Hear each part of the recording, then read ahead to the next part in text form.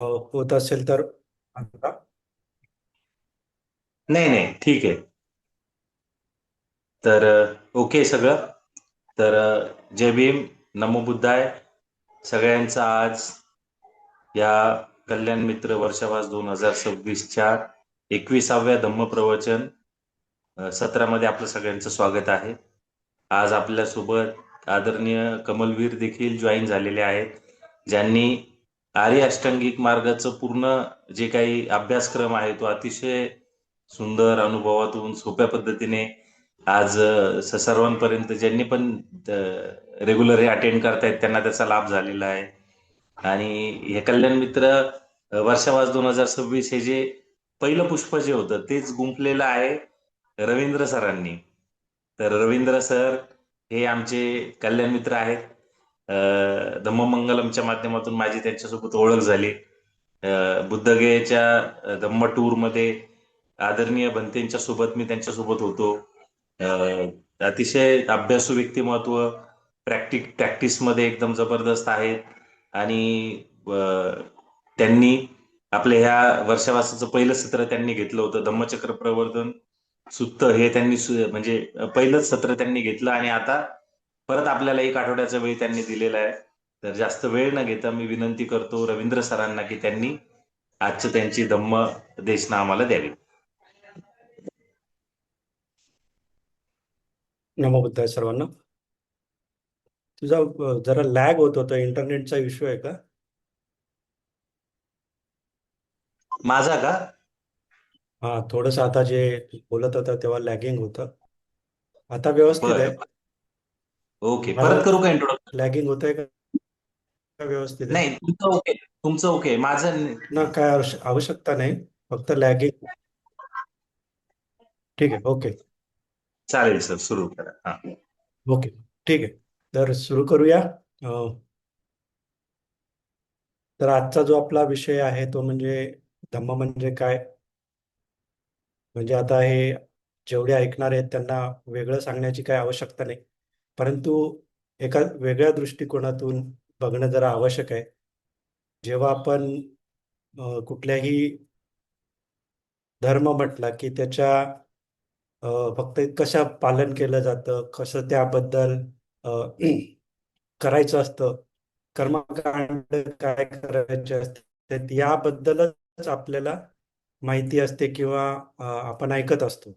परंतु जर कशा प्रकारे ह्या गोष्टी सुरू झाल्या हे पाहणं खूप आवश्यक आहे, जेणेकरून धर्माची उत्पत्ती किंवा त्याचं जे सुरुवात झाली त्याचे जे कारण आहेत ती जर आपण व्यवस्थित समजून घेतली तर ते आपल्याला कुठलाही धर्म समजून घेण्यासाठी खूप चांगलं होईल, की जेणेकरून कुठलीही एक पूर्वग्रह दूषित असं न ठेवता आपण व्यवस्थितरित्या कुठल्याही धर्माचा अभ्यास करू शकतो. म्हणूनच माझा आजचा विषय मी धर्म म्हणजे काय हा निवडलेला आहे. धम्म म्हणजे काय हे तर पण या सर सांगणार विषयाची आहे. सुरुवात देखील आपण सुतापासूनच करणार आहोत. अंगुत्तर निकाय 8.6 द्वितीय लोक धम्म सुत्त. तर आपण काही पूर्ण सुत्त नाही पाहणार आहोत, परंतु त्या सुत्तामध्ये बुद्ध काय म्हणत आहेत त्याबद्दलच कसं नाही बघणार करायचं. आहोत. चल सर. प्लीज कोणी माईक ऑन करू नका, माईक ऑफ ठेवा. तर या सुत्तामध्ये बुद्ध सांगत आहेत की अठ्ठी मे भिक्कवे लोक धम्मा लोको लोकांच अनुभवतती आणि लोकच अट्ट लोक धम्म अनुपरत्तिती. तर 8 लोक धम्म आपल्या सर्वांना माहितीच आहेत. तर हे 8 लोक धम्म हे जसे की ह्या जगात भोवती फिरत आहेत आणि जग या 8 लोका धम्मा भोवती फिरत आहे असं बुद्ध सांगत आहेत. तर कुठले 8 लोक धम्म आपण त्याचा अभ्यास केलेलाच असेल, परंतु थोडस आपण ज्यांना माहिती नसेल त्यांच्यासाठी की यश अयश, त्यानंतर लाभ अलाभ, त्यानंतर निंदा प्रशंसा आणि त्यानंतर सुख आणि दुःख, अशा प्रकारचे 8 लोकधम्म. तर हे 8 लोकधम्म जे आहेत ते नेहमीच अ, जगाभोवती फिरत असतात, जग या 8 लोक धम्माभोवती फिरत असतात. तर इथे जे बुद्ध सांगत आहेत, तर सर्वसामान्य जेव्हा सुरुवात करतो आपण अभ्यासाला, तेव्हा अशाच प्रकारे आपली सांगितलं जातं, आपण ऐकलं जातं किंवा आपल्याला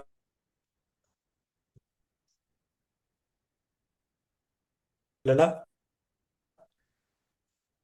समजूचं जे जग आहे तेच लोक असं म्हटलं जातं. कारण मनुष्य लोक, देवता लोक, प्राणी लोक हे आपण नेहमी नेहमी की बुद्ध इथे जे सांगत आहेत की लोकधम्म किंवा हे लोकधम्म लोक याच्या भोवती फिरत आहेत.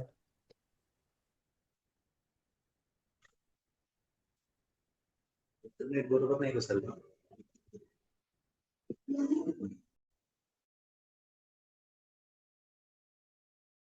लोक लोकाच्या भोवती ती होणं स्वाभाविक, त्याच्यामध्ये काही दोष नाहीये. या सूत्रामध्ये बुद्ध कशा प्रकारे सांगत आहेत हे जर बघितलं तर आपल्या लक्षात येईल. एक रोहितस्य सुत्त आहे, हे देखील बऱ्याच लोकांना माहिती असेल. तर त्या रोहितस्य सुत्तामध्ये एक देवता बुद्धांकडे येते आणि त्यांना सांगते की मी आधीच्या जन्मी एक ऋषी होतो आणि मला खूप इद्धी प्राप्त होती आणि त्या इद्दीमध्ये मी हवेमध्ये मला चालता येत होतं. आणि मग ती इद्दी प्राप्त झाल्यामुळे माझ्या मनात असे विचार आला की मी या जगाचा अंत पाहू, म्हणजे जग कुठे सुरू होतं, जग कुठे अंत होतं, हे माझी बघण्याची इच्छा होती. आणि म्हणून मी चालत चालत तो जगाचा अंत पाहण्यासाठी निघालो. तर असं चालत असताना वाटेतच मी माझे सर्व विधी करत होतो आणि मग असं चालता चालताच माझा मृत्यू झाला, म्हणजे मला काही जगाचा अंत सापडला नाही. तेव्हा बुद्ध म्हणतात की हा जगाचा अंत, जग जगाची सुरुवात, जगाचा अंत हा हा 3.5 देहाचा जो फूट आहे, 3.5 फुटाचा जो देह आहे, त्याच्यामध्ये सुरुवात होते, त्याच्यामध्येच अंत होतो. तर अशा प्रकारे बुद्ध सांगतात की जे लोक म्हटलं जातं किंवा जे जग म्हटलं जातं, ज्याचा आपण 6 इंद्रियांनी अनुभव घेत असतो, ते लोक किंवा जग हे फक्त आपण या 6 इंद्रियाने अनुभव करत असतो. म्हणून आपल्या पुरता ते लोक किंवा जग हे आपलं शरीरच आहे. तर अशा प्रकारे हे 8 लोकधम्म जे आहेत, हे फक्त मनुष्य जो आहे त्याला ते प्रभावित करत असतात. तर म्हणूनच इतर धर्माचा कुठलाही व्यक्ती असो, तर जरी बुद्धांचं हे वचन असेल किंवा बुद्धांच्या सुत्तामधला ह्याचा संदर्भ असेल, तरी पण इथे कोणी बसलेला असेल किंवा कोणी ऐकत असेल, जो बुद्धांना फॉलो करत नसेल, अनुकरण करत नसेल, परंतु त्याचं ह्या अ, अ, वाक्यावरती निश्चितच अ, मैतक्य असेल की हा खरोखर की आपण कुठलाही मनुष्य असो, कुठल्याही जातीचा असो, धर्माचा असो, तो हा 8 लोकधम्म जे आहेत त्यांनी नक्कीच प्रभावित होत असतो. आणि मग अशा प्रकारे जेव्हा आपण बघत असतो की बुद्ध देखील सांगत आहेत की 8 लोकधम्म जगाभोवती फिरत आहेत, सारांशाने मनुष्याच्या भोवती फिरत आहेत आणि मनुष्य देखील या 8 लोकधम्माच्या भोवतीच फिरत आहे. तर अशा प्रकारे जेव्हा आपण स्वतःला पाहू किंवा आपण जर ह्या दृष्टिकोनातून पाहू, हे काय नवीन नाहीये. आपण जन्मापासूनच ह्या सगळ्या गोष्टी पाहत आहोत की यश आलं की आपल्याला आनंद होतो, अपयश आलं की दुःख होतं, लाभ झाला की आनंद होतो, अलाभ म्हणजे आपली हानी झाली की दुःख होतं, कोणी आपली प्रशंसा केली तर आनंद होतो, कोणी आपली निंदा केली तर वाईट वाटतं, सुख आलं की चांगलं वाटतं, दुःख आलं की वाईट वाटतं. तर ह्या ह्या गोष्टी आपण अनुभवतच असतो. मग त्याच्यासाठी जाती धर्माचा काही लेबल असण्याची आवश्यकता नाही. मग हे जर आपण अ, अनुभवत आहोत सगळं, अ, आपल्याला समजत पण आहे, मग आपण जर असा विचार केला की काय हे लोकधर्म आत्ताचे आहेत का, किंवा बुद्धांनी समजा 2600 वर्षापूर्वी सांगितले, पण तेव्हाच होते का? तर नाही. तेव्हा जरी बुद्धांनी जरी सांगितलं असेल तरी आज देखील तीच अवस्था आहे की आज देखील सर्व मनुष्य कुठल्याही जातीचा असो, कुठल्याही धर्माचा असो, कुठल्याही पंथाचा असो, हा या 8 लोकधर्मांनी प्रभावित होतच असतो. आणि त्याचं हे प्रभावित होणंच आपल्याला समजून घ्यायचं आहे. तर का समजून घ्यायचं आहे? तर जसं 2600 वर्षापूर्वीच जे हे सांगितलेलं वचन आहे, परंतु ही जेव्हा माणूस अस्तित्वात आला किंवा त्यांनी मेंदूनी किंवा त्यांनी विचारशक्ती त्याच्यामध्ये आली, त्या काळापासूनच त्याला ह्या लोकधर्माचा स्पर्श होणं स्वाभाविक आहे. कारण जरी तो त्याचं वास्तव्य जंगलात असेल, गुहेत असेल, झाडावरती असेल, कुठे जरी असेल तरी देखील त्याला समजायला लागल्यापासून, म्हणजे त्याच्या बुद्धीचा थोडासा विकास होण्यास सुरुवात झाल्यापासून त्याला निश्चितच ह्या गोष्टींचा अनुभव असेल. अशातला भाग नाहीये की ते त्यानंतर उत्पन्नले किंवा बुद्धांच्या काळातच उत्पन्न झाले. नाही, ते तर आधीपासूनच असणार. निश्चितच आहे. कारण जर तसं नसतं तर मग आधीच्या वेळी ह्या गोष्टींची आवश्यकताच नसती.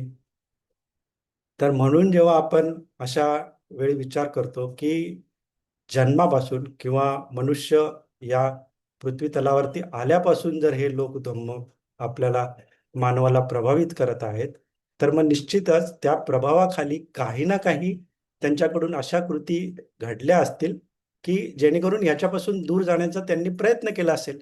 निश्चितच केला असेल. म्हणजे सुख प्राप्त होत असेल, त्याचा आनंद घेणं स्वाभाविक आहे, परंतु दुःखापासून दूर जाण्यासाठी काहीतरी प्रयत्न केले असतील. तर मग अशा प्रकारे जेव्हा कुठलाही आपली परिस्थिती योग्य नसेल आणि काही आपल्या अडचणी असतील, त्यावेळी निश्चितच आपल्या मनामध्ये असा भाव येतो की कुठला तरी आश्रय आपण शोधत असतो. आपण म्हणा किंवा मनुष्य म्हणा. आपण जर बघितलं की सुरुवातीला जे मनुष्य अ, आले असतील भूतलावरती किंवा पृथ्वीवरती किंवा जेव्हापासून उत्पत्ती झाल्यापासून, तेव्हा त्यांच्या पुढे त्यांच्या समोर बरेच प्रश्न असतील. आता तर विज्ञान प्रगत झालेलं आहे. आपल्याकडे खूप सोयी-सुविधा आहेत. त्यामुळे आपल्याला इतकं विचार करण्याची आवश्यकता नसते. सगळ्या गोष्टी आपल्या समोर असतात. परंतु त्यांच्या वेळी तर त्यांच्याकडे कुठल्याही अ, प्रकारच्या सुविधा नव्हत्या. सर्व गोष्टी त्यांना स्वतःहून करावं लागत असत. आणि मग त्यावेळी तेवढ्या मेंदू प्रगत नसल्याने त्यांच्या आजूबाजूला ज्या काही गोष्टी घडत आहेत, त्या त्यांच्यासाठी कालनीय होत्या. म्हणजे त्यांना कळत नव्हतं की ह्या गोष्टी का घडत होत्या. जसं की प्रचंड पाऊस पडणं, विजा चमकणं किंवा प्रलय येणं. तर मग अशा वेळी त्यांच्या मनात निश्चितच अ, अशी भावना निर्माण झाली असेल की त्यांना त्या गोष्टी आता विज्ञानामुळे आपल्याला माहिती आहे की जसा ह्या गोष्टी कशा घडत आहेत. ते एक ऋतुचक्र आहे. त्या ऋतुचक्रामुळे सगळ्या गोष्टी घडत आहेत. आणि मग ह्या गोष्टी झाल्यावरती त्याचा त्यांना त्रास झाला किंवा त्यांनी त्यांचं खूप लपून राहावं लागलं किंवा त्यांना अडचणींना तोंड द्यावं लागतं. मग त्या अडचणी जेव्हा त्यांनी फेस केल्या असतील, तर निश्चितच त्यांना असं वाटलं असेल, की हा कुणीतरी एक क्रिएटर किंवा जसं असामान्य व्यक्ती अशी ह्या गोष्टी घडवत आहे. अशी त्यांची धारणा होणं स्वाभाविक आहे. कारण त्याला मूळ कारण तर माहितीच नाहीये. आणि मग जेव्हा त्यांनी गुहामध्ये राहण्यास सुरुवात केली, आश्रय शोधण्यास सुरुवात केली, परंतु तरी देखील काही गोष्टी ज्या होत्या, त्या त्यांच्या लक्षात येण्यासारख्या नव्हत्याच. म्हणजे त्यांची तेवढी बुद्धी प्रगत असते. आणि मग त्यावेळी आपोआपच त्यांच्या मनामध्ये एक सर्वसामान्य अ, एक अदृश्य शक्ती किंवा निसर्गच म्हणा, हा कुणीतरी ह्या गोष्टी घडवत आहे आणि मग त्यांनी आपण प्रभावित होत आहोत. काही गोष्टी छोट्या-मोठ्या देखील ज्याच्या त्यावेळी तेवढे प्रगत नव्हता मेंदू, तर त्यांच्यामध्ये तेवढं लक्षात येत नव्हतं. मग त्या देखील अशाच प्रकारे अदृश्य शक्ती घडवत आहे, ही त्यांच्यामध्ये धारणा होणं स्वाभाविक आहे. आणि मग जेव्हा अशा प्रकारची धारणा त्यांच्यामध्ये झाली, मग पुढे आपसुकच जसं-जसं त्यांचे अ, वाढत गेलं, लोकसंख्या वाढत गेली म्हणा किंवा अ, ते जेवढे टोळ्या बनून राहायला लागले आणि मग जबाबदाऱ्या देखील वाढू लागल्या. एकमेकांमध्ये संवाद होऊ लागला. मग अशा संवाद वाढण्यामुळे, होण्यामुळे ही जी त्यांची संकल्पना आहे, एक अदृश्य शक्ती जी ह्या सगळ्या गोष्टी घडत आहे, ही ट्रान्सफर होणं किंवा एकाकडून दुसऱ्याकडे जाणं स्वाभाविक आहे. मग ते अशा प्रकारे एका ठिकाणाहून दुसऱ्या ठिकाणी गेल्यावरती त्याचा विस्तार होत गेला. आणि विस्तार होत गेल्याच्या नंतर आपसुकच त्याच्यामध्ये आपापल्या काही संकल्पना जे ज्याला वाटलं त्याप्रमाणे ते वाढत गेले. आणि मग ज्या प्रकारे आपण बघतो की विविध मान्यता आहेत आपल्या आजूबाजूला, तर ह्या सगळ्या मान्यता एक मानवी जीवन जसं आपण समजतो की अनिश्चित आहे, क्षणभंगूर आहे, त्याच्यामध्ये बरीचशी फ्रुटिलिटी म्हणजे ठिसूळता आहे. कुठल्या क्षणी काय होईल हे आपल्याला माहिती नाही.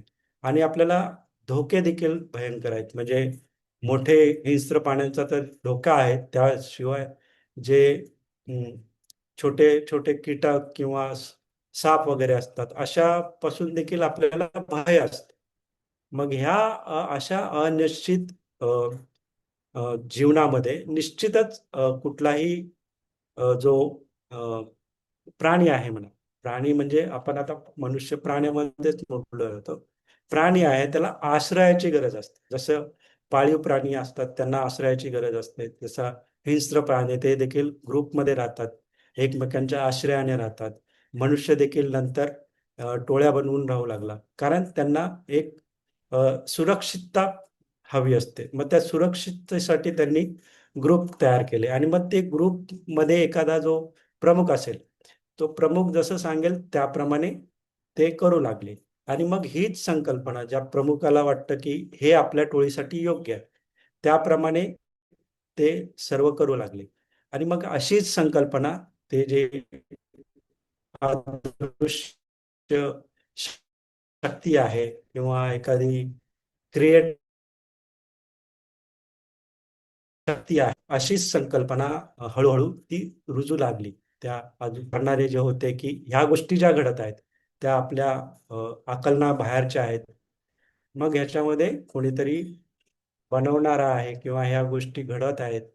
मग ह्या गोष्टी पासून सुरक्षितता आणण्यासाठी किंवा आपल्याला सुरक्षितता मिळेल ह्या आशेने म्हणून त्यांनी त्याची पूजा अर्चा करणं, आराधना करणं, ह्या गोष्टी करणं स्वाभाविक आहे. कारण आपल्याला मनुष्याला देखील माहिती आहे की आपल्याला जर कुठली गोष्ट हवी असेल, जसं मुलाला आपल्या वडिलांकडून काय हवं असेल तर तो याचना करतो किंवा मला ही गोष्ट हवी आहे, अशा प्रकारे तुम्ही अ, मला द्या. तो काय रागावून दरडावून तर मागू शकत नाही. मग तशाच प्रकारची याचना किंवा मागणी ते या अदृश्य शक्तीकडे करत आणि त्यातूनच पुढे अशा प्रकारची अ, कर्मकांड किंवा पूजा अर्चा हे अ, होणं स्वाभाविक आहे. म्हणजे एक मनुष्य प्रवृत्ती किंवा मनुष्याचा एक स्वभाव आहे. त्याचीच जी एक्सटेंडेड म्हणजे आपल्याला जसं वाटत आहे तसंच तो जो निर्माणकर्ता किंवा जो सर्व शक्तिमान आहे त्याला देखील आपण अशाच प्रकारे अ, आनंदित करू शकतो, खुश करू शकतो. मग तो आपल्याला सुरक्षितता प्रदान करेल. तर अशा प्रकारची जी अ, मानसिकता आपली स्वतःची मनुष्याची जी मानसिकता असते, तीच त्यांनी त्या ईश्वरासाठी देखील लागू केली किंवा त्यांना वाटलं की अशाच प्रकारे ते देखील खुश होतील आणि मग आपल्याला जसं हवं तशी आपल्याला सुरक्षितता प्राप्त होईल. तर मग अशा प्रकारेच मग एक संकल्पना, संरचना वेगवेगळ्या जे विभागलेल्या टोळ्या आहेत त्यांच्यामध्ये होणं स्वाभाविक आहे. त्याचा जर आपण सारासार विचार केला तर ह्या गोष्टी नाकारता येत नाहीत. म्हणजे असं हे विज्ञानाने सिद्ध झालेलं आहे की जे हिस्ट्री आहे तर अशा प्रकारे धर्माची सुरुवात होणं स्वाभाविक आहे. आणि मग जेव्हा अशा प्रकारे धर्माची सुरुवात होती, मग तो कुठलाही धर्म असो, म्हणजे आपण देखील मनुष्य जीवन अनुभवत असताना आपल्याला देखील माहिती आहे की हा अडचणी आल्यावरती आपल्याला एक आश्रय हवा असतो, एक संरक्षण हवं असतं. आणि मग ते आता आपण सध्या लहान असू तर आपण आई वडील आपल्यासाठी आश्रय असतात. मग आपल्याला त्यांच्यासोबत सुरक्षित वाटतं. पण जेव्हा एक पूर्ण मनुष्य समाज म्हणून बघतो आपण, तेव्हा मग तो तो जो परिप्रेक्ष्य आहे तो खूप वाढतो. आणि मग ते जो कोण ईश्वर किंवा सर्वमान्य शक्तिमान असा जो क्रिएटर आहे, त्याच्या त्याच्यापर्यंत ती आश्रय मागण्याची कृती होती. मग ही जी आपली मानवी स्वभाव आहे, तोच मानवी स्वभाव हा नक्कीच अशा प्रकारच्या संकल्पना त्याच्यामध्ये निर्माण होणं एकदम स्वाभाविक आहे. त्यामुळे कुठलाही धर्म उत्पन्न झाला तो कोणी एका व्यक्तीने त्याच्या स्वार्थासाठी असं मानणं, मला वाटतं आपल्यासाठी जर धर्माचा अभ्यास कुठल्याही धर्माचा अभ्यास करायचा असेल, तर अशा प्रकारे आपण ग्रह दूषित असू, तर मग ते आपण न्याय देऊ शकणार नाही कुठल्याही धर्माच्या अभ्यासाला. म्हणून जर आपण धर्माची जी उत्पत्ती किंवा त्याची कारणं शोधायचा प्रयत्न केला, तर ती कारणं ही अशा प्रकारे जे लोकधर्माने आपण प्रभावित होत असतो किंवा ही असुरक्षिततेची भावना आहे, त्यांनी आपल्याला प्रत्येक क्षणी ग्रासलेलं असतं. आणि त्याच्यापासून सुटका, त्याच्यापासून सुरक्षितता प्राप्त करण्यासाठी अशा प्रकारची संकल्पना अस्तित्वात येणं स्वाभाविक आहे. आणि म्हणूनच जेव्हा जेव्हा आपण धर्माचा विचार करू, तेव्हा ही जी उत्पत्तीची कारणं आहेत, ती जर आपण लक्षात घेतली, तर निश्चितच एकदम तटस्थपणे आपण कुठल्याही धर्माला पाहू शकतो. पुढे त्याचं जे काही आता इतकं वर्ष झालेली आहेत, आता येता येता त्या धर्माचं काही बरेच त्याच्यामध्ये चेंजेस झालेत, परिवर्तन झालंय. त्याचा आपण स्वीकारणं, नकारणं आपल्यावरती आहे. परंतु जी धर्माची उत्पत्ती एकदमच कुठल्याही विनाकारणाशिवाय फक्त काही मुठभर लोकांच्या किंवा काही लोकांच्या स्वार्थासाठी झाली असेल किंवा धर्म ही खुलचट कल्पना आहे. धर्म काही कामाची वस्तू नाही. ही जी आपली विचारधारा असेल, ती जरा आपल्याला बघावं लागेल, की ही योग्य आहे की अयोग्य आहे. मी म्हणत नाही की तुम्ही या दृष्टिकोनातून विचार करा, परंतु हा एक दृष्टिकोन विचार करण्यासारखा आहे, ज्याच्यावरती लक्ष देणं आपल्याला आवश्यक आहे. जर तुम्हाला हे पटत असतील तर तुम्ही घेऊ शकता. अदरवाईज तुम्ही हे जे मी सांगितलंय ते खुळसटपणा समजून सोडून देऊ शकता. माझं त्याच्यासाठी काही नाही, हे नाहीये. परंतु मी काही जे अ, अ, आपले जे स्वभाव आहे, मनुष्य धर्म जो आहे, मनुष्य जीवन आहे, त्याच्यामध्ये ज्या प्रकारे आपण ह्या सर्व गोष्टी अनुभवत आहेत, त्याच्यामध्ये एक अशा संकल्पना येणं किंवा असा आश्रय शोधणं हे स्वाभाविक आहे. एवढंच मला सांगण्यासारखं वाटलं. म्हणून हा मुद्दा मी मांडलाय आणि म्हणूनच ते अ, जे सुत्तामधलं एक उदाहरण मी दिलेलं आहे. त्याचा मला ओढून ताणून बुद्ध धर्माशी संबंध जोडायचा नाहीये. पण हे कुणीही अ, इतर धर्मी जरी असेल तरी त्याला ही गोष्ट सहज समजेल, की हां, हे योग्य आहे, की अशा प्रकारे आठ लोकीय धम्माने आपण प्रभावित होत असतो आणि मग आपण कुठला ना कुठला तरी आश्रय शोधत असतो. मग जेव्हा अशा प्रकारे ही संकल्पना रुढली किंवा वाढली आणि मग अ, पुढे जाऊन जसा मनुष्य प्रगत होत गेला, त्याला गोष्टी समजू लागल्या, तर मग त्याच्यामध्ये देखील काही लोक होते, की ह्याला आणखीन अ, विकसित करायचं. म्हणजे हे नक्की काय आहे? ही जी शक्ती जी आहे, अ, जी ह्या सर्व गोष्टी कंट्रोल करत आहे, तर ही कशाप्रकारे असू शकेल? म्हणजे काय असू शकेल? हे देखील शोधण्याचा प्रयत्न केला. तर मग हा प्रयत्न करत असतानाच अ, बरेच जे धर्म आहेत त्यांनी आणि प्रत्येकाने आपापल्या दृष्टिकोनातून त्याला शोध घेण्याचा प्रयत्न केला. आणि मला सांगायला चांगलं वाटेल, की भारतामध्ये ह्या दृष्टीने खूप आधीपासून प्रयत्न सुरू झाले होते.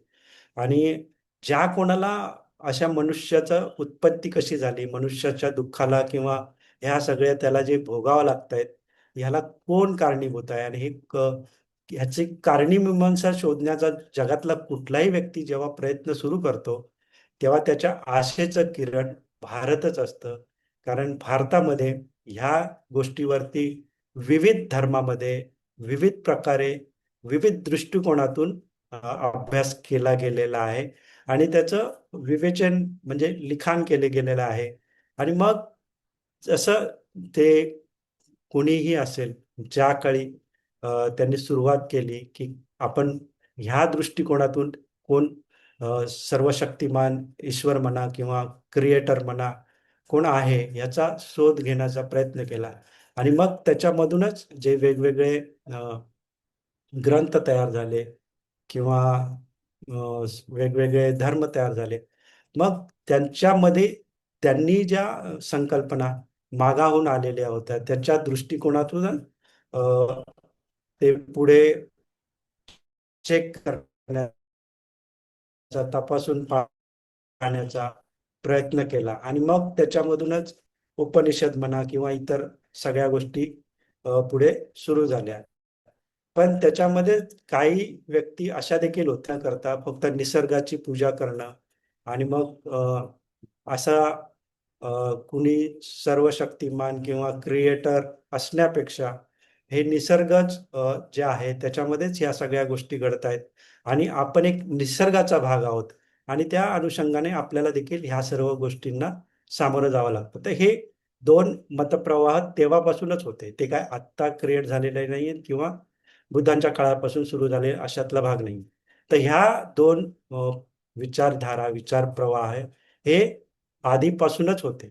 आणि मग जेव्हा आपण धर्माची व्याख्या व्याख्या करतो त्याच्यामध्ये एवढं आपण समजू शकतो की एक विचार प्रणाली, एक समूह त्यांनी ती विचार प्रणाली आत्मसात केलेली आहे. ते त्यांचे त्याप्रमाणे कर्मकांड किंवा रिच्युअल्स करत आहेत आणि मग त्याच्यामध्ये एक सर्वमान्य ज्यांनी हे सर्व उत्पन्न केलेले आहे त्याच्या इच्छेने सर्व चालतं असा एखादा असीम शक्ती त्याच्यामध्ये असू शकते किंवा निसर्गातली कुठली एक शक्ती असू शकते. म्हणून सर्व धर्मामध्ये अशा प्रकारचा क्रिएटर आहेच अशातला भाग नाही. परंतु काही धर्मामध्ये आहे, काही धर्मामध्ये निसर्गाला देखील, निसर्गातल्या शक्तींना देखील ते क्रिएटर म्हणून किंवा एक शक्ती म्हणून मान्यता दिलेली आहे. तर ही विचार प्रणाली जेव्हा अशा प्रकारे विकसित झाली, मग ती विकसित झाल्याच्या नंतर त्याच्यामध्ये देखील विविध पुढे आपण बघितलंय की विविध प्रकारे त्याच्यामध्ये एक कुणी सांगतं की मी त्या क्रिएटरचा किंवा ज्यांनी हे विश्व बनवलेलं आहे, जग बनवलं आहे, त्याचा मी अंश आहे असं कुणी सांगितलं. कुणी सांगितलं की मी त्याचा त्यांनी मला पाठवलेला आहे, देवदूत आहे. तर मग हे अशा प्रकारे त्यांचे जे काही तो जो सर्व शक्तिमान जो आहे त्याचे मेसेंजर म्हणून कोणी आपल्याला प्रस्थापित केलं, कोणी मीच तो आहे म्हणून सांगितलं आणि अशा प्रकारे मग त्या विचार प्रणाली त्या त्या दृष्टिकोनातून वाढत गेल्या. आणि त्याच बरोबर काही असे व्यक्ती होते की हा जो सर्वशक्तिमान मानणारा एक प्रवाह होता त्याच्यामध्ये देखील वेगवेगळ्या दृष्टिकोनातून विचार करणारे लोक होते. म्हणूनच त्याच्यामध्ये मग ते चार प्रकार येतात. एक ज्ञानयोग येतो, एक भक्तियोग येतो, एक कर्मयोग येतो आणि एक राजयोग येतो. म्हणजे जसं आपण सर्वसामान्य ईश्वर मानणारा भक्ती संप्रदाय असं मानतो, पण तसं नाहीये त्याच्यामध्ये. त्याच्यामध्ये ज्ञानयोग देखील आहे, कर्मयोग देखील आहे आणि राजयोग देखील आहे. भक्तियोग तर त्यांचा बेस आहे. भक्तियोग म्हणजे काय की ही जी संकल्पना आहे, एक क्रिएटर आहे त्याची भक्ती करणं, त्याला खुश करणं आणि मग तो आपल्याला सुख देईल किंवा दुःखातून मुक्त करेल. मग जेव्हा हा क्रिएटर किंवा जो निर्माण करता आहे तर मग जो एक भक्ती मार्गातला जो विशेष मोठा असा ग्रंथ आहे, उपनिषद म्हटलं गेलं त्याला. उपनिषदमध्ये हा ब्रह्म म्हटला गेला, म्हणजे जो क्रिएटर आहे तो ब्रह्म म्हटलं गेलं. आणि जे आपण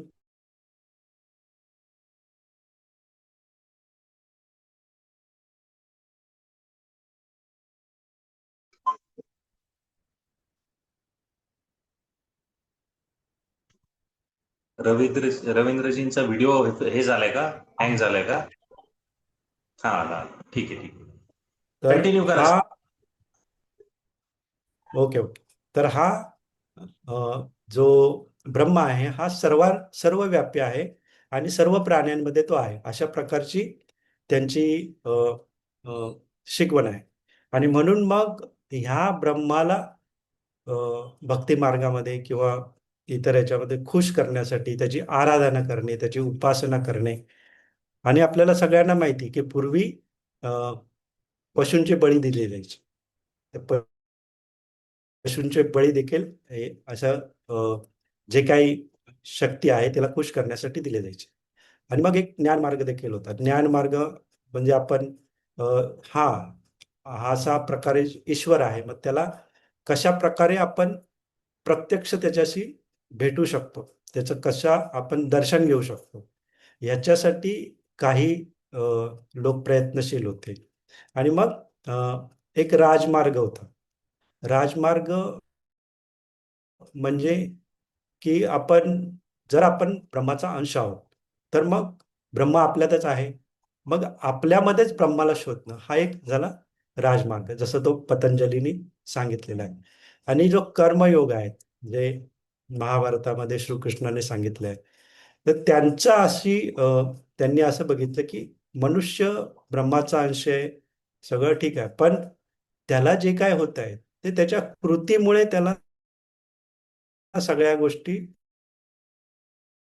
घडाव्या लागतात. म्हणजे कर्म तिथे प्रामुख्याने कर्मावरती जोर दिला गेला.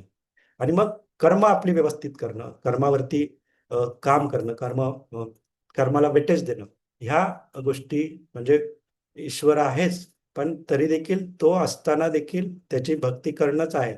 पण त्यासोबत देखील आपलं मनुष्य म्हणून जी आपण करत आहोत त्या कर्माला देखील खूप महत्व आहे, हे काही लोकांच्या लक्षात आलं. तर अशा प्रकारे ही अशी विचारधारा हे चार विभागात आपल्याला पाहायला मिळते. आणि मग जर आपण असं गृहीत धरलं की चला एक सर्व क्रिएटर शक्तिमान अशी आहे, तर मग ह्या चार जे विचारधारा आल्या, त्या विचारधारा कोणीतरी विचार करणारच अ, त्यांनीच या गोष्टी सांगितले असतील. अंधानुकरण न करता, की त्यांनी बघितलं की एक ज्ञान मार्ग आहे, एक राजमार्ग आहे, एक भक्ती मार्ग आहे आणि कर्म मार्ग देखील आहे. मग त्यांनी पण एकदम फुटकळपणे किंवा अंधश्रद्धाने किंवा आधी ज्यांनी सांगितलं त्याचंच फॉलो करणं असं नाही.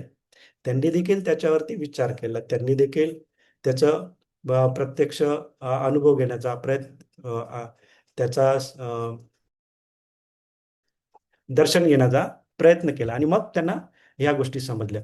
तर अशा प्रकारे जेव्हा आपण पाहतो की आपण म्हणत असतो की या सगळं अंधश्रद्धा आहेत आणि मग हे कर्मकांड याचा काही लाभ होत नाही. परंतु असे देखील व्यक्ती किंवा मनुष्य अ, ह्या दृष्टीने देखील विचार करत होते. त्यांनी देखील ही जी सर्व क्रिएट करणारी शक्ती आहे तिचा शोध घेण्याचा प्रयत्न केला. तर आणि ते सर्व जास्त करून भारतामध्येच घडलेलं आहे. आणि आपण पाहतो म्हणूनच अध्यात्म हे भारतामध्ये खूप समृद्ध आहे. कुठलाही धर्म घ्या, त्याच्यामध्ये तुम्हाला ह्याच प्रकारचे जे सांगितलेलं आहे ते थोडा बहुत फरक अशाच प्रकारे सांगितलेला आहे. आणि मग जो ज्ञान मार्ग आहे त्या ज्ञान मार्गामध्ये देखील फक्त त्यांनी ब्रह्म किंवा एक ईश्वर न मानता एक चैतन्य म्हणून मानलेलं आहे. चेतना जी सर्व विश्वव्यापी आहे आणि ती मनुष्यामध्ये देखील आहे. मग ती चेतना जी आहे ती चेतना शोधण्याचा प्रयत्न केला. मग ती कशी करणार? मग ते ध्यानाचा मार्ग, किंवा जसं अष्टवक्र सांगतात किंवा आदिशंकराचार्य त्यांनी ध्यानाचा मार्ग सांगितला. तर ते जवळपास जे दुःखाचं कारण आहे किंवा अशा प्रकारे आपल्याला हे सर्व अनुभव होत आहेत, मग ते अनुभव दूर करण्यासाठी आपल्याला ध्यान करणं आणि मग ते आपले जे अनुभव आहेत, आपल्याला ज्या गोष्टी आहेत, ते ज्ञानाच्या माध्यमातून, प्रज्ञेच्या माध्यमातून समजून घेणं, अशा प्रकारे त्यांनी हा मार्ग घेतला आहे. मग त्याच्यामध्ये द्वैत आणि अद्वैत.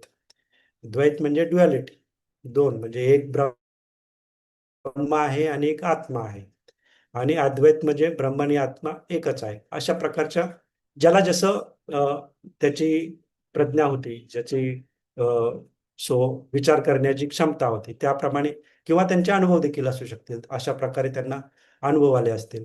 मग हे द्वैत अद्वैत देखील त्याच्यामध्ये मोडलं जातं. हा अशा प्रकारे हे सर्व धर्माचा जी अ, आधार आहे, अशा प्रकारे स्थापित झालेला आहे. आणि मग तो स्थापित झालेल्या धर्माच्या आधारावरती पुढे मग त्याच्यावरती बरीच लेपनं आली, वेगवेगळे देव आले, मग आणखीन त्याच्यामध्ये कर्मकांड वाढत गेली. कारण जसा माणूस विकास होत गेला, त्याचे ज्या समस्या होत्या त्या कमी होण्यापेक्षा वाढत गेले. स्वाभाविकच आहे, जशी लोकसंख्या वाढत जाईल तशी आपल्याला आणखीन आणखीन कम्फर्ट, म्हणजे चांगली राहण्याची सुविधा चांगल्या पाहिजेत, अशी मनामध्ये इच्छा उत्पन्न झाली. आणि मग त्याच्यामुळे त्या समस्या वाढत गेल्या. मग त्या समस्या दूर करण्यासाठी आणखीन आणखीन वेगवेगळी कर्मकांड, वेगवेगळे देव, हे त्या संकल्पना वाढत गेल्या. मी प्रगल्भ म्हणणार नाही, पण वाढत गेल्या. तर ह्याचं एक सोपं म्हणजे असं म्हणता येईल, की आधी जो मनुष्य केंद्रित धर्म होता, तो नंतर नंतर पुढे जाऊन धर्म केंद्रित मनुष्य होऊ लागला. मग जी ती मूळ संकल्पना होती, की आपल्याला आश्रय पाहिजे, त्याच्यासाठी जो स्थापित केलेला धर्म, पुढे जाऊन तो मनुष्य त्या धर्मावरतीच आधारित होत राहू लागला आणि ते धर्मालाच सगळ्या गोष्टी समजू लागल्या. आणि ह्याचं एक चांगलं उदाहरण म्हणजे आपल्याला आपलं जे इंडस्ट्रियलायझेशन झालं वर्ल्ड वॉर महायुद्धाच्या नंतर, ते इंडस्ट्रियलायझेशन म्हणजे काय, जे काही आपल्याला मनुष्याला लागणाऱ्या वस्तू आहेत, त्या बेफामपणे उत्पादित करण्यात यावं लागल्या. कारण आपल्याला त्या गोष्टींची आवश्यकता वाटू लागली. आणि मग पुढे जाऊन असं झालं, की त्या गोष्टी आपल्याला गरजेच्या वाटू लागल्या. आणि मग ते इंडस्ट्रियलायझेशननी फार मोठ्या प्रमाणात इंडस्ट्री उभे राहिल्या. ते प्रॉडक्ट लोक वापरू लागले. पण पुढे ते प्रॉडक्ट विकण्यासाठी लोकांच्या गळी उतरवण्यात येऊ लागले. मग त्यांना आणखीन त्याच्यामध्ये सांगण्यात आलं, की अशा प्रकारे तुम्ही वापरा, हे तुमच्यासाठी चांगलं आहे.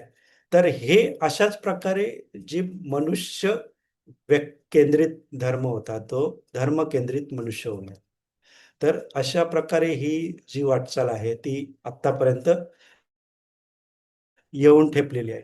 तर हे अशा प्रकारे जेव्हा आपण बघतो, तर मग हा ही हे हे एक तार्किक चिंतन होऊ शकतं. हां, कुठल्याही धर्माची उत्पत्ती ह्याच बेसवरती झाली.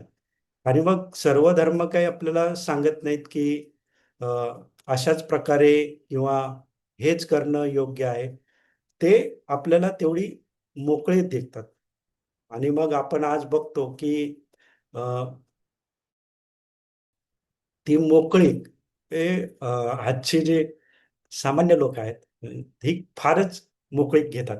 म्हणजे अ, जसं की आता फार कमी लोक धर्माकडे वळलेली दिसतात. कारण त्यांना त्याच्यामध्ये एवढं काय विशेष वाटत नाही, की धर्माचा अभ्यास केला पाहिजे किंवा त्याच्याप्रमाणे वागलं पाहिजे, किंवा वाचला पाहिजे. कारण त्यांना ते गोष्ट निकडीची वाटत नाही, गरजेची वाटत नाही. परंतु जर आपण आता आपल्याकडे सर्व सोयी सुविधा आहेत. आज बघितलं तर मेडिकल म्हणजे आरोग्य क्षेत्र खूप पुढारलेलं आहे. परंतु पूर्वीच्या काळी एखादी जरी साथ आली तर पटापट हजारो लोक मरत होते. मग त्या काळी जी माणसाची अवस्था असेल ती आपण समजू शकतो, की त्यावेळी राम भरोसे जे म्हणतात, तेव्हा राम भरोसेच राहावं लागत असेल. पण आता ती परिस्थिती नाहीये. म्हणून आपण त्या ह्या धर्मापासून किंवा धर्माच्या अभ्यासापासून किंवा त्याला समजून घेण्याच्या प्रक्रियेपासून अलिप्त होत जातात. इव्हन काही लोक इव्हन तिरस्कार देखील करतात. कारण ज्या प्रकारे धर्माचा अतिरेक केलेला आहे, या धर्माचा अतिरेक होत आहे असं वाटतं. परंतु जर आपण ह्या सर्व गोष्टीचा विचार केला तर हा मान्य करतो अतिरेक होतोय किंवा अ, आज अशी परिस्थिती आहे की एका ठिकाणी ते भोंदू बाबांच्या चरणी लागून कित्येक जण म्हणजे नको त्या गोष्टी करत आहेत आणि त्याच बाजूला धर्माकडे एक तिरस्कार म्हणून बघणारी देखील लोक आहेत. तर ही जी परिस्थिती आहे ही अ, निराशाजनक किंवा असं म्हणता येणार नाही. परंतु जर ही पूर्ण आपण संकल्पना कशी सुरू झाली आणि त्याचा विस्तार कसा झाला हे जर बघितलं तर मग हा जो तिरस्कार आहे योग्य नाहीये असं आपल्याला लक्षात यायला हरकत नाही. पण मग तिरस्कार नाहीये, मग धम्माचा अभ्यास कशासाठी करायचा? धम्म म्हणजे अ, आपल्याला आश्रय देणारे अशी काही गोष्ट आहे. निश्चितच जे काही आपल्यासोबत घडत आहे, तर त्या गोष्टी सर्व आपल्याला समजतीलच अशातला भाग नाही. मग काही गोष्टी अनाकलनीय पण होतात. अनाकलनीय म्हणजे मी काय असं चमत्कार वगैरे नाही म्हणत आहे. परंतु कधी-कधी काही गोष्टी आपल्या लक्षात येत नाहीत. मग त्या गोष्टी जर आपल्याला समजून घ्यायचं असेल, तर तुम्हाला असं बघितलं पाहिजे, की जसं कॉम्पिटिटिव्ह एक्झाम आहेत. 1 नंबर आणि 2 नंबर, 3 नंबर, 4 नंबर जे काही व्यक्ती असतील, फर्स्ट समजा 4-5 त्यांनी जवळपास तेवढीच मेहनत केलेली असते. जवळपास तेवढाच कोचिंग घेतलेलं असतं. जवळपास तेवढाच अभ्यास केलेला असतो. पण त्यातला एकच पहिला येतो. बाकीचे 4 त्यांना 2, 3, 4 वरती. मग असं का होतं? मग ते असतं की शेवटच्या क्षणी तुम्ही काय एफर्ट्स लावताय. परीक्षा म्हणा किंवा स्पर्धा आहेत त्याच्यामध्ये म्हणा. तर ह्या शेवटच्या क्षणी काय तुम्ही परफॉर्म करताय ह्याच्यावरती बऱ्याच गोष्टी अवलंबून असतात. जे ज्याला लक म्हटलं जातं. मग हे लक म्हणजे असं नाहीये की ते ईश्वराला मानल्यावरतीच होतं. परंतु आपली काही श्रद्धा असते. त्या श्रद्धेमुळे काय होतं, की आपल्या मनामध्ये एक भावना निर्माण होते. हा मी करू शकतो. आणि त्या श्रद्धेमुळे आणि बाकीची जी भीती असते, ती भीती दूर होते. म्हणजे जे त्या इव्हेंटच्या वेळी समजा मानसिक दडपण येणं स्वाभाविक आहे. पण जर कुणी व्यक्ती श्रद्धाळू असेल, एखाद्या देवाला तो मानत असेल, तर मग तो तो त्याच्या त्याचा जप करत मन शांत ठेवू शकतो. आणि मग या मन शांत असल्यामुळे तिथे तो परफॉर्म करू शकतो आणि मग तिथे त्याला मला वाटतं एक्सेल करता येईल. असं नाही म्हणत की 2, 3, 4 त्यांनी तसं नाही केलेलं आहे. परंतु हा एक अ, बिंदू असू शकतो, की जो आपला परफॉर्मन्स एन्हान्स करू शकतो. तर हाच आश्रय असतो. ही श्रद्धाच एक आश्रय असतो. ती मग एखाद्या देवाविषयी असो, आई-वडिलांविषयी असो किंवा स्वतःच्या त्यांनी जे प्रयत्न केले त्याच्यावरती देखील असू शकतो. तर ही श्रद्धा कशी काय, कुठून येणार? तर ती कुठून येणार म्हणजे आपण सामाजिक एक समाजामध्ये राहणारे लोक आहेत. तर समाजामध्ये राहणारे लोक एकत्र असताना ती श्रद्धा आपोआपच एका धर्माच्यामुळे किंवा एका समाजामुळे ती आपल्यामध्ये असते आणि मग ती विकसित करणं, तिला आणखीन वाढवणं, हे अ, कसं होईल? तर हे अशा प्रकारेच होईल, की आपण वेळोवेळी धर्माचं चिंतन करणं, वाचन करणं. तुम्ही कुठलाही धर्म फॉलो करू शकता. त्याच्यामध्ये कुठलाही वाद नाहीये. परंतु अ, हे जेव्हा आपण इंटरॅक्ट होतो धर्माशी म्हणत आहे मी, एकमेकांशी नाही. धर्माशी जेव्हा इंटरॅक्ट होत जाऊ, तेव्हा मग आपण जे जे काही आपले लॅगिंग्स आहेत किंवा कुठे आपल्याला वाटतं की हे मी इथे परफॉर्म नाही करू शकत, माझी इथे उणीव आहे, मग ती उणीव दूर करण्यासाठी कुठला तरी आपल्याला सपोर्ट सिस्टम पाहिजे असते. मग ती सपोर्ट सिस्टम आपण गेन करू शकतो, मिळवू शकतो. आणि हे सगळं असं धर्मावरती श्रद्धा करून, देवावरती श्रद्धा करून होईलच अशातला भाग नाहीये. परंतु एक आपण त्याचा सपोर्ट किंवा आधार घेऊ शकतो. पण आज बघितलं जातं तर अं, लोक धर्माकडे एका वेगळ्या नजरेने बघतात. ते अ, आपल्या धर्मातले आहोत, इतर धर्मातले आहोत. आणि मग आधी सांगितल्याप्रमाणे एक एक कडा अशी आहे की ते एकदम अंधश्रद्धेकडे जात आहेत आणि एक पूर्णपणे त्याविषयी एकदम विरक्त या त्यांना उत्साहच नाहीये. तर ह्या दोन्ही बाजूंचा विचार करून जर आपण एक मिडल पाथ जर काढू शकलो की हा ठीक आहे, जर धर्माची उत्पत्ती अशा प्रकारे आश्रयासाठी झालेली आहे, तर निश्चितच मला थोडंसं त्याच्याकडे जाणं किंवा अभ्यासणं, की नक्की काय म्हणत आहेत.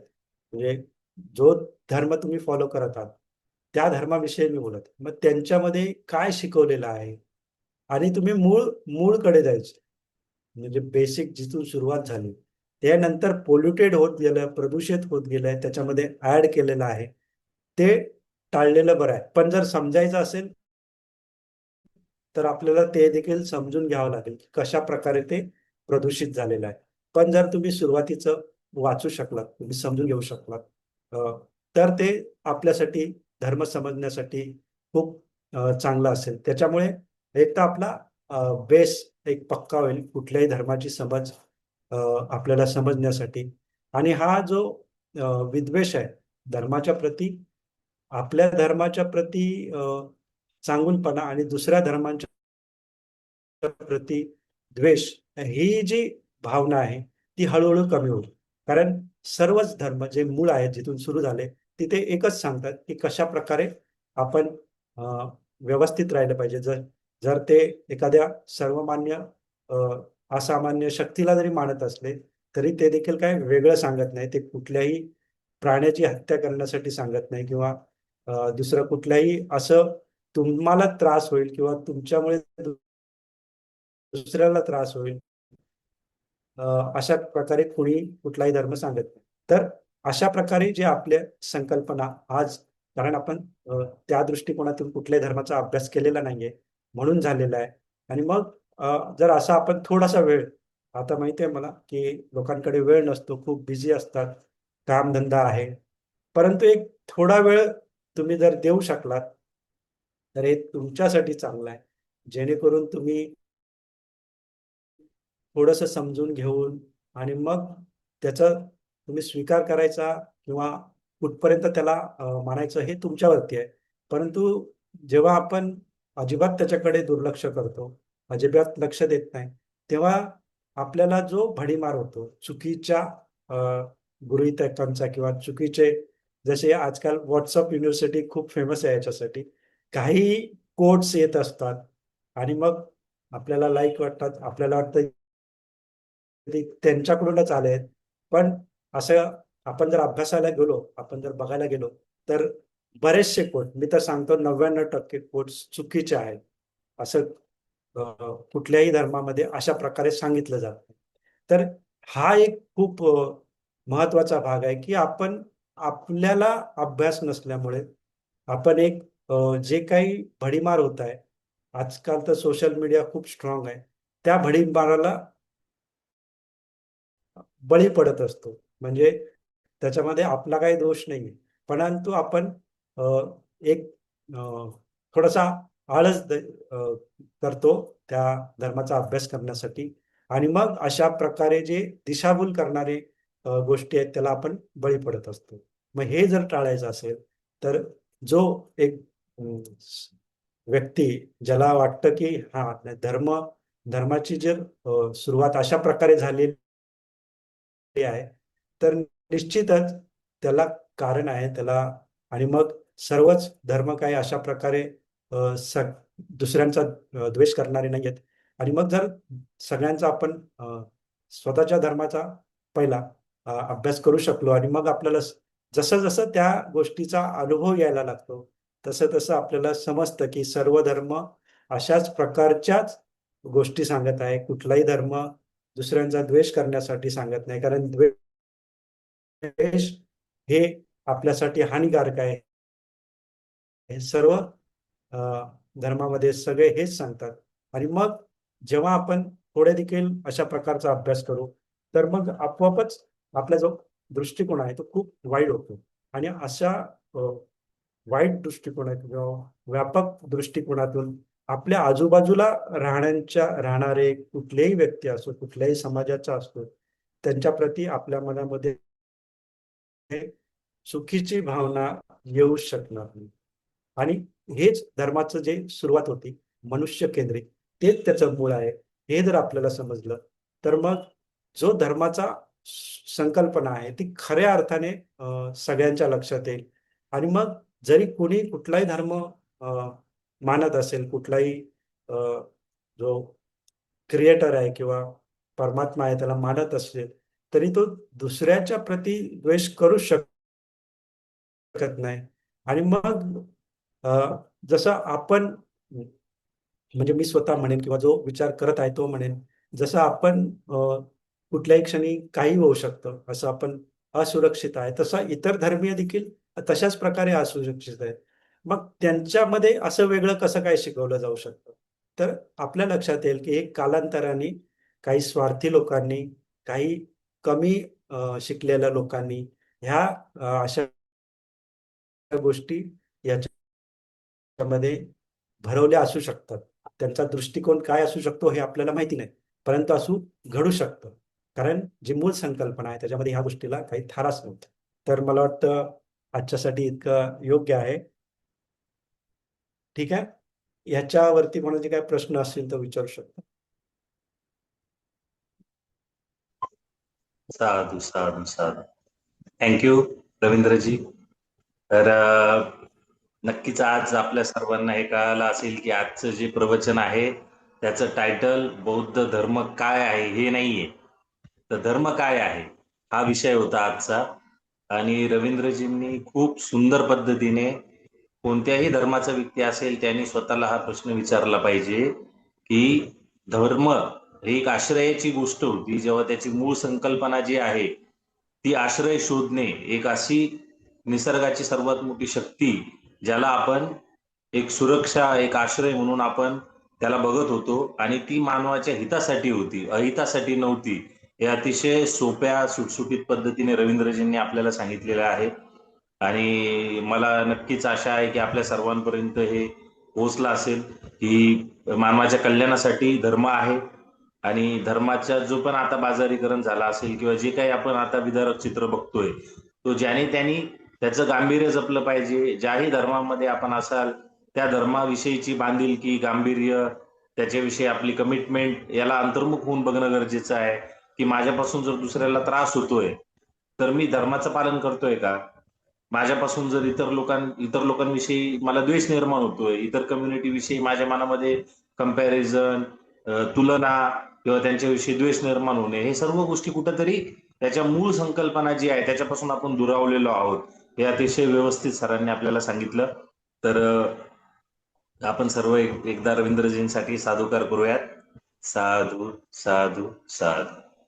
थँक्यू रवींद्रजी. आणि आपण आता इथं थांबूयात. आणि तुम्हाला याच्यातून काय इन्साइट मिळाले आणि काय क्वेश्चन आन्सर असतील ते आपण दुसऱ्या सत्रामध्ये आपण सुरू करू. तर थँक्यू व्हेरी मच. इथे आपण थांबतोय. चालेल. हा, एक मिनिट.